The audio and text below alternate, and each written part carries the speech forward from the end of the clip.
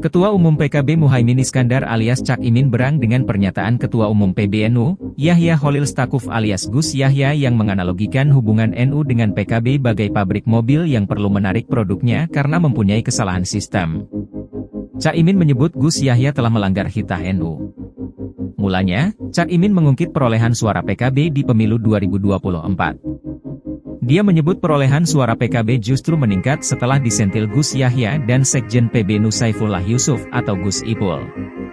Prestasi perolehan PKB pada pemilu 2024 diakui semua pihak, dan kita syukuri sebagai keberhasilan kader-kader yang tidak lagi bergantung pada siapapun, digembos Yahya dan Saiful di pemilu malah membuat perolehan PKB meningkat tajam, kata Cak Imin dikutip di akun Twitter resmi miliknya, Minggu 4 Agustus 2024.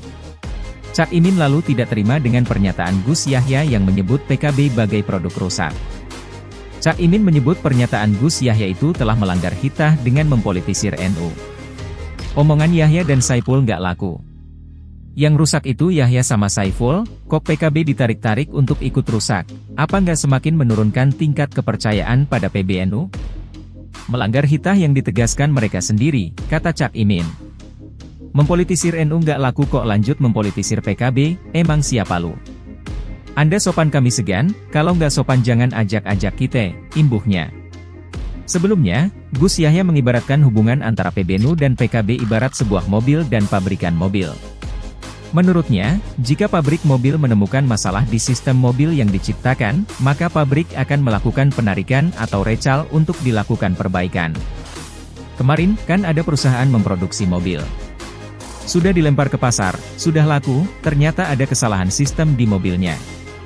Maka ditarik kembali produknya untuk diperbaiki sistemnya, kata Gus Yahya usai menghadiri pelantikan pengurus wilayah NU Jawa Tengah di Semarang, Sabtu 3 Agustus 2024. PBNU sendiri sudah membentuk tim 5 untuk merebut kembali PKB dari tangan Cak Imin.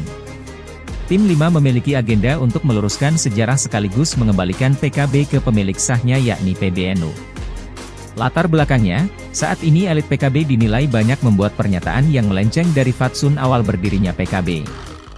Pembentukan tim 5 ini sempat didemo massa yang menamakan diri Aksi Aliansi Santri Gus Dur. Koordinator massa, Muhammad Syolihin menyebut pembentukan tim 5 sebagai bentuk ikut campur tangan rumah tangga orang lain. Hal ini lantaran selama ini PBNU menyatakan tidak berpolitik praktis. Tapi malah justru hari ini kami dipertontonkan dengan keputusan PBNU membentuk tim investigasi, kata Muhammad Syolihin. Syolihin menilai sikap tersebut merupakan pelanggaran. Sebab itu, mereka mengaku mempunyai tanggung jawab untuk mengingatkan elit PBNU. Itu adalah offside pelanggaran secara aktual. Harus kita ingatkan, ujarnya. Atas upaya ini, massa aksi pun menuntut agar Gus Yahya dan Gus Ipul untuk mengundurkan diri. Syolihin mengaku massa aksi merupakan warga NU. Ia juga menyebut bahwa di dalam massa aksi ini ada beberapa kader NU yang juga tergabung dalam PKB. Tegangnya hubungan PBNU dan PKB ini membuat Wakil Presiden Maruf Amin ikut bersuara. Wapres Maruf Amin meminta agar konflik antara PKB-PBNU disudahi. Menurutnya, kalau terjadi konslet di antara keduanya itu aneh. Hal ini lantaran tugas PBNU dan PKB berbeda. Wapres Maruf Amin pun menceritakan bahwa dirinya dulu menjadi ketua tim pembentukan PKB sebelum Abdurrahman Wahid. Hubungan PKB dan PBNU itu historis dan aspirasi warga NU melalui jalur politik. Tidak ada hubungan struktural. Wapres menekankan bahwa PKB diharapkan bisa membawa aspirasi warga NU di dalam politik.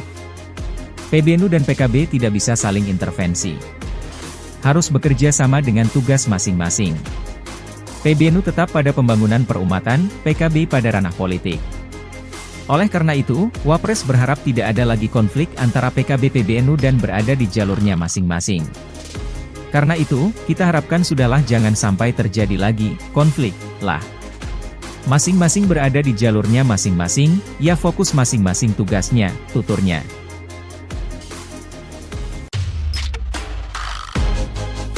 Terima kasih sudah menonton, jangan lupa like, subscribe dan share ya.